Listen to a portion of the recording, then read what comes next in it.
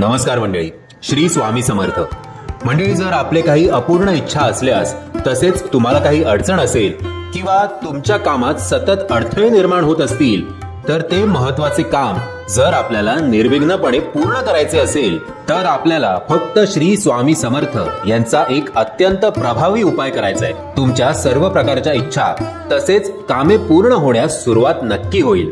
कारण अक्कलकोट निवासी ब्रह्मांड नायक श्री स्वामी समर्थ महाराजांची सेवा लाखो भाविक करतात। स्वामींची पूजा ही आपल्या घरी स्वामींचे अधिष्ठान ठेवून करत असताना आपण स्वामी महाराजांची प्रतिमा किंवा मूर्तीची स्थापना करू शकतो आणि मनोभावे पूजा करू शकतो। त्यामुळे प्रत्येक संकटांपासून तसेच तुमच्या जीवनातील प्रत्येक अडचणींपासून स्वामी तुमचं रक्षण नक्की करतील।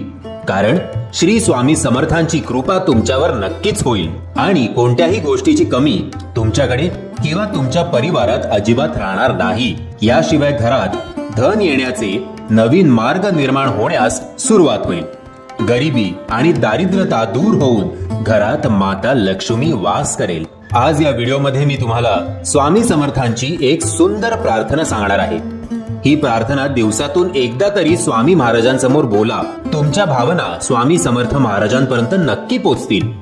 आणि ही प्रार्थना अशी आहे की, हे स्वामी राया, जेव्हा आम्हाला प्रापंचिक अडचणी येतात तेव्हा आम्ही तुला प्रार्थना करतो, त्यानंतर तू आम्हाला लगेचच संकेत देतोस। पण स्वामी महाराज, हे सगळं सुरू असताना कधी कधी मन खचून जाते।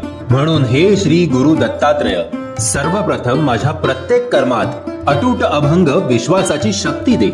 या शक्तीने तुझ्या प्रत्येक आज्ञेचं पालन होईल।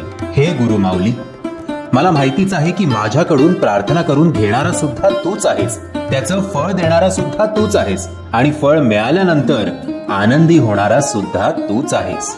कारण या ब्रह्मांडात फक्त आणि फक्त तूच आहेस, मी कुठेच नाही।